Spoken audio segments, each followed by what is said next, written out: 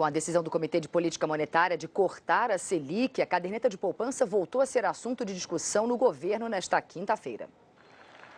Depois da queda dos juros básicos da economia, o presidente Lula voltou a falar das mudanças na forma de remuneração da poupança. Eu jamais iria tomar qualquer medida que pudesse prejudicar, sabe, as pessoas que investem em poupança, que na verdade, não é nem investimento. A poupança é apenas a garantia de não desvalorização do dinheiro. Mas esse é um assunto que a equipe econômica vai discutir no momento que tiver que discutir.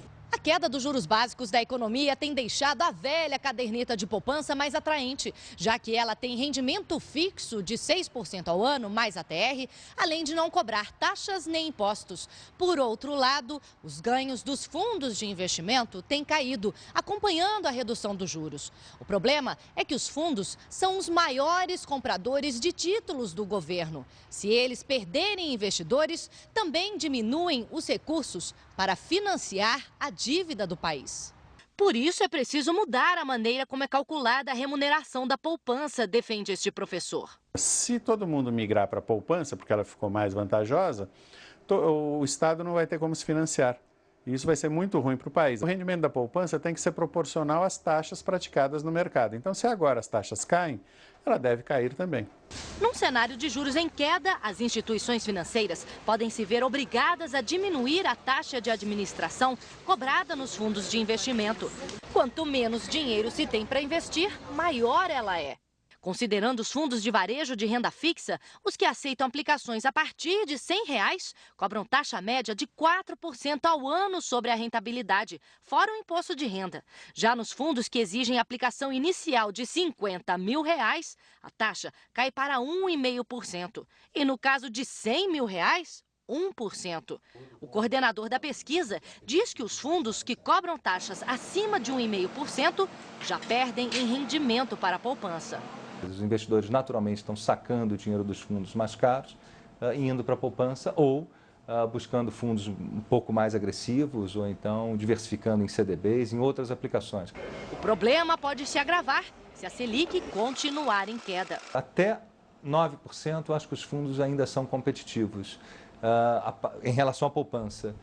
Se a taxa Selic cair abaixo de 9%, aí a poupança fica mais competitiva que os fundos pelo problema da taxa de administração e pelo imposto de renda. Conversamos agora com o nosso comentarista de economia, Carlos Alberto Sardenberg.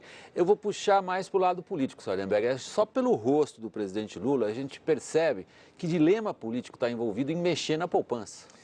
Porque, boa noite, William, boa noite, Cris. Porque mexer na poupança pegou má fama do Brasil, né? Porque toda vez que mexeram, ou pelo menos a última vez que mexeram na poupança, foi para fazer um confisco. Governo Collor, anos 90. Governo Collor, um confisco, quer dizer, tomou o dinheiro. Não é disso que está se falando, entende? Está se falando em mudar a regra de correção daqui para frente. Mas o que fica politicamente é mexer na poupança. Isso assusta as pessoas, assusta o público eleitor, então realmente é um dilema político, porque tem que mexer. Bom, eu vou puxar mais para o lado técnico, então, já que o William começou no lado político.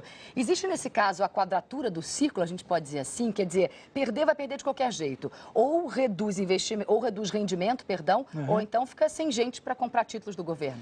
Pois é, ou então sobe o juro do título do governo, né? Porque tem vários problemas aí na poupança. Primeiro, o dinheiro da poupança financia a casa própria, por exemplo. Então, se você não reduzir os juros pagos na poupança, não vai poder reduzir os juros para o financiamento imobiliário. Então, esse é um problema.